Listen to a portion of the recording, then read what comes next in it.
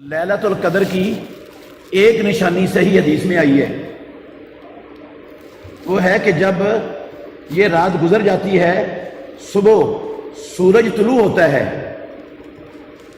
تو سورج کی شعاعیں نہیں ہوتی، وہ ایسے جب چڑھتی ہے نا سورج کی ٹکیا تو بالکل پلیٹ جیسی ہوتی ہے، جیسے پلیٹ ہے، اس کے اندر سے کوئی کرن کوئی شعاع نکل نہیں رہی ہوتی۔ یہ نشانی ہے، اور یہ رات کو نہیں پتہ چل سکتا، یہ سورج نکلنے کے بعد پتہ چلے گا کہ جو رات گزری ہے وہ کون سی تھی، لیلۃ القدر کی رات۔ یہ ایک نشانی امام الانبیاء محمد الرسول اللہ صلی اللہ علیہ وسلم سے صحیح سند کے ساتھ ثابت ہے۔ اللہ کے نبی نے یہ نشانی بتائی ہے لیلۃ القدر کی، لیکن اس کا پتہ رات کے گزرنے کے بعد چلنا ہے، رات کے دوران اس کا پتہ نہیں چل سکتا۔ ایک اور نشانی ہے، لیکن اللہ کے نبی نے اس کو نشانی نہیں کہا، اور وہ بھی ہر بندہ پہچان نہیں سکتا ہے۔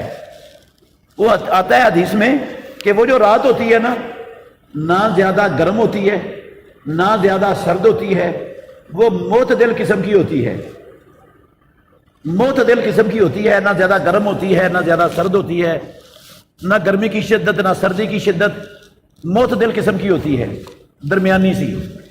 یہ پہچاننا بھی بڑا مشکل ہے، یہ بندے کے لیے پہچاننا بھی بہت مشکل ہے۔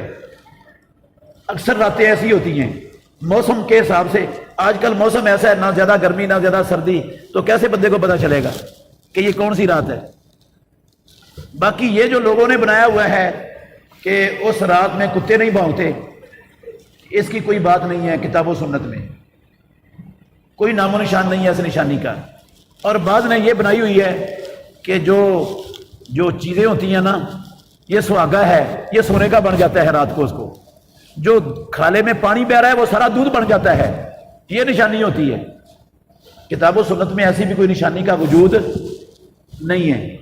بس ہمیں پورے 10 راتیں جاگ کر کوشش کرنی چاہیے کہ ہمیں وہ رات مل جائے۔ انشاءاللہ جو 10 راتیں جاگے گا، پروردگار کبھی بھی اس کو اس عظمت سے اور اس رات کے پانے سے محروم انشاءاللہ رب نہیں کرے گا، ضرور ملے گی اس کو۔